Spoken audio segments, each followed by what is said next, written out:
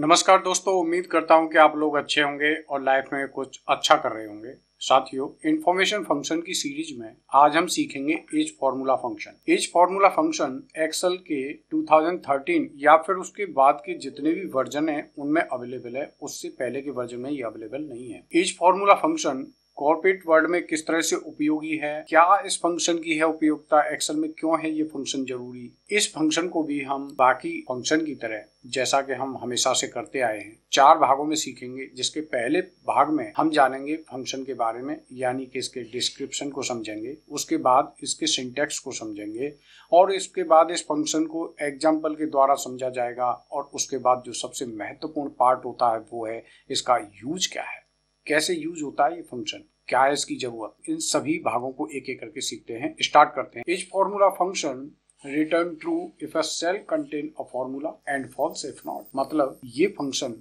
किसी सेल में फॉर्मूला लगा है या नहीं उसको बताता है। अगर किसी सेल में फॉर्मूला लगा हुआ है तो वहां पे देगा ये ट्रू, अदरवाइज देगा फॉल्स। ये इसकी कार्यप्रणाली है, ये फंक्शन यही करता है। इसके सिंटैक्स की जब हम बात करते हैं तो इसका सिंटैक्स बहुत आसान है, यानी कि एज फॉर्मूला। जैसे यहाँ पे लिखेंगे एज फॉर्मूला, तो यहाँ पे मांगता है ये रेफरेंस, जो कि मुझे इनपुट में देना है। रेफरेंस कोई सेल हो सकता है, कोई रेंज हो सकता है। इसको बेहतर तरीके से समझने के लिए इसके एग्जाम्पल को देख, यानी कि यहाँ पे एक डेटा है जिसमें बहुत सारी तरह की मैंने वैल्यूज अरेंज की हैं, जिसमें numeric, non numeric, error, special character, formula, non formula, हर तरह की वैल्यू है इसके। तो मुझे इस डेटा में ये पता करना है कि कहाँ कहाँ इन सभी सेल में फॉर्मूला लगा हुआ है। तो उसके लिए सबसे आसान तरीका क्या है, एज फॉर्मूला। जैसे एज फॉर्मूला करेंगे, रेफरेंस का मतलब है ये सेल, इस सेल में पता करना है ना मेरे को फॉर्मूला लगा हुआ है कि नहीं। अगर मैं इसको क्या है कि बगैर F2 किए देखता हूं तो मुझे पता नहीं लगेगा कहाँ पे फॉर्मूला लगा है। और अगर मुझे इन सभी सेल में ये पता करना किस किस सेल में फॉर्मूला लगा हुआ, तो मैं इस फॉर्मूला को लगाऊंगा, नीचे ड्रैग करूंगा, तो जहां जहां फॉर्मूले होंगे वहां पे आ जाएंगे ट्रू, अदरवाइज आ जाएंगे फॉल्स। तो जैसे मैंने एंटर किया तो ये फॉल्स, मतलब इस सेल में कोई फॉर्मूला है नहीं। आप देख रहे हैं यहाँ पे कोई फॉर्मूला नहीं है, यहाँ पे एक हार्ड कोडेड फिगर। इसी फॉर्मूला को जब नीचे कॉपी करेंगे तो ये बताएगा कि इस सेल में ट्रू आया है, यानी कि यहाँ पे कोई फॉर्मूला लगा हुआ है। हाँ बिल्कुल, यहाँ पे फॉर्मूला लगा हुआ है। और इसके बाद यहाँ पे ट्रू आया है, इसका मतलब यहाँ पे भी कोई फॉर्मूला है, यहाँ पे भी फॉर्मूला है। जहां जहां ट्रू है वहां पे फॉर्मूला लगे हुए हैं, जहां पे फॉल्स है वहां पे कोई फॉर्मूला लगा हुआ नहीं है। अब इसका उपयोग क्या है, ये फॉर्मूला कहाँ है कहाँ पर नहीं है ये इसने मुझे बता दिया है। But what is the use of this function, तो इसके 2 एग्जाम्पल मैंने लिए हुए हैं, जिनमें से एक एक करके दोनों को देखेंगे। यहाँ पे कुछ मटेरियल के कोड है, प्रोडक्ट के नाम है, जनवरी, फरवरी, मार्च और Q1 की टोटल सेल हो गई। यहाँ पे एस्टिमेटेड सेल मैंने कैलकुलेट की है। अप्रैल मंथ के एस्टिमेटेड सेल्स क्या होगी, तो उस केस में मैंने यहाँ पे कुछ अपना अजम्पशंस लगाए हुए, कहीं पे एवरेज लिया है, कहीं पे फॉर्मूला लगाया, कहीं पे परसेंटेज इंक्रीज किया है। तो यहाँ पे कहीं पे फॉर्मूला है, कहीं पे नहीं है। मैं जानना चाहता हूँ कि इस सेल में यानी इस रेंज में क्या फॉर्मूला लगा है और किस तरह का फॉर्मूला लगाया हुआ है, यानी कि मुझे वो फॉर्मूला भी जानना है। पहला तो ये पता करना है क्या फॉर्मूला है, और अगर है तो वो क्या फॉर्मूला है। तो यहाँ पे हम लगाएंगे if is formula. Is formula, अगर यहाँ पे कोई फॉर्मूला है तो यहाँ पे क्या आ जाएगा, ऑब्वियसली ट्रू आएगा। तो ट्रू के केस में मुझे क्या चाहिए, फॉर्मूला टेक्स्ट। फॉर्मूला टेक्स्ट क्या होता है, इसी में जो फॉर्मूला लगेगा उसको बताएगा क्या फॉर्मूला लगा हुआ है। ये फॉर्मूला टेक्स्ट में अभी बताता हूँ। और अगर वहां पे फॉर्मूला नहीं है तो फॉल्स आएगा। फॉल्स के केस में इस वैल्यू को एग्जीक्यूट करेगा। तो उस केस में आप क्या लिखना चाहोगे, यानी कि नो फॉर्मूला। ये मैं लिखना चाहूंगा, no formula. Inverted comma close करेंगे, ब्रैकेट क्लोज करेंगे, एंटर करेंगे। तो जैसे ही मैंने यहाँ पे एंटर किया तो इसने मुझे ये बताया कि यहाँ पे फॉर्मूला तो है, और वो क्या फॉर्मूला, एवरेज निकाला हुआ है। किसका एवरेज निकाला हुआ है, यहाँ पे देखो इन तीनों का एवरेज है, यानी कि जो estimated sales of April is the average of last 3 month. ठीक है, इसी फॉर्मूला को नीचे कॉपी करेंगे तो ये मुझे बताएगा। अब यहाँ पे नो फॉर्मूला मतलब यहाँ पे कोई फॉर्मूला नहीं, तो इसलिए नो फॉर्मूला लिख रहा है। जहां जहां पर फॉर्मूला नहीं है वहां पे लिखेगा नो फॉर्मूला, जहां पे फॉर्मूला है वहां पे उस फॉर्मूला को बताएगा कि किस तरह का फॉर्मूला लगा हुआ है। अब ये फॉर्मूला टेक्स्ट क्या होता है, फॉर्मूला टेक्स्ट का मतलब होता है जैसे यहाँ पे लिखा हुआ है 2 और यहाँ पे लिखा हुआ है 3 या 5। तो अगर मुझे, और यहाँ पे मैं इसको करता हूँ ये प्लस ये, मुझे ये पता करना है कि इस सेल में क्या फॉर्मूला लगा हुआ है, तो मैं यहाँ पे करूंगा फॉर्मूला टेक्स्ट। जैसे फॉर्मूला टेक्स्ट करेंगे और इसको सेलेक्ट करेंगे तो ये मुझे बताएगा कि इस सेल में जो फॉर्मूला है वो ये इन दोनों वैल्यू का टोटल है, राइट।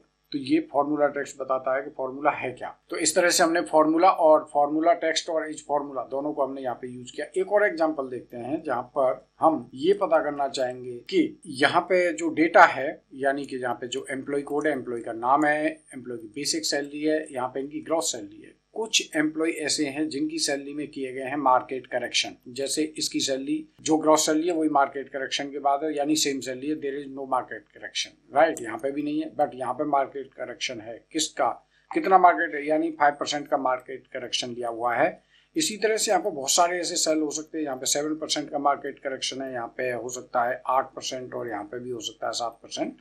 तो मुझे ये पता करना है कि ऐसे कितने एम्प्लॉई, मुझे यहाँ पे नीचे ये बहुत सारा डेटा हो सकता है, मुझे पता नहीं है कि इसमें किन किन एम्प्लॉई के साथ मार्केट करेक्शन किया हुआ है। तो मुझे सबसे पहला जो क्वेश्चन है वो है कि number of employ for which market correction is done.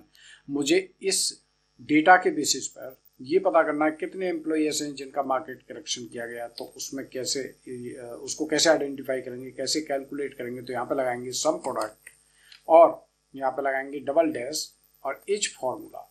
As formula किसका, इसका मतलब क्या होगा, इसका मतलब ये होगा कि जहां जहां पर फॉर्मूला आ जाएंगे वहां पर ये वैल्यू आ जाएगी ट्रू, और जहां पर फॉर्मूला नहीं आएंगे वहां पे क्या आ जाएगी, फॉल्स। देखो इसको सेलेक्ट करो और यहाँ पे F9 करो, तो जहां पे फॉर्मूला लगे हुए हैं वहां पे ट्रू आएंगे, जहां पे फॉर्मूला नहीं है वहां पे आ जाएंगे फॉल्स।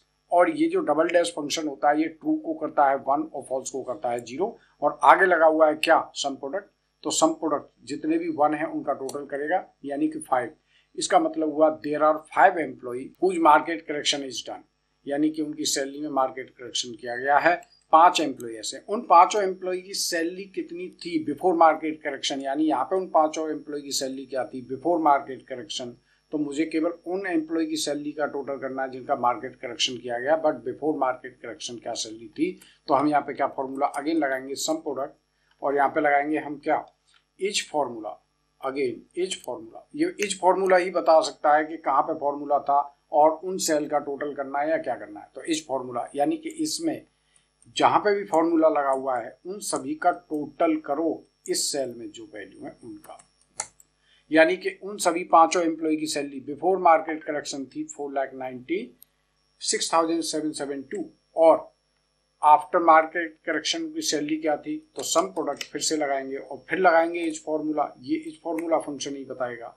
तो यहाँ पे पहले करेगा कैलकुलेट क्या, फॉर्मूला कहाँ लगे हुए हैं, और जहां जहां फॉर्मूला लगे हुए हैं वहां देगा ट्रू, और ट्रू का मतलब हो जाएगा 1, और 1 से जब मल्टीप्लाई करेगा इन सभी में तो उन सभी सैलरी को पिक करेगा जहां पर फॉर्मूला लगे हुए हैं, और जहां पे फॉर्मूला नहीं है वहां पे आ जाएगा फॉल्स। फॉल्स के केस में कर देगा 0, तो ये सभी फिगर 0 हो जाएंगे, यानी कि वो फिगर 0 हो जाएंगी जहां पे फॉर्मूला नहीं है। एंटर करोगे तो ये 5,28,928 क्या है कि सैलरी है उन 5 एम्प्लॉय की आफ्टर मार्केट करेक्शन। इनका फाइनेंशियल इम्पैक्ट अगर निकालना है तो क्या होगा, ये माइनस ये। So this is the financial impact for these 5 employees. तो इस तरह से आपने देखा कि इस फॉर्मूला कितना पावरफुल हो सकता है। मैंने इसके अभी 2 ही एग्जांपल लिए हैं, इस तरह के ऐसे बहुत सारे एग्जांपल हो सकते हैं, और ये फंक्शन बड़े ही इंपॉर्टेंट हैं। आप इनको ध्यान से सभी फंक्शन को देखते जाइए और इनको अपनी लाइफ में यूज करते रहिए। अगले वीडियो में आऊँगा कुछ नए फंक्शन के साथ, तब तक के लिए थैंक यू।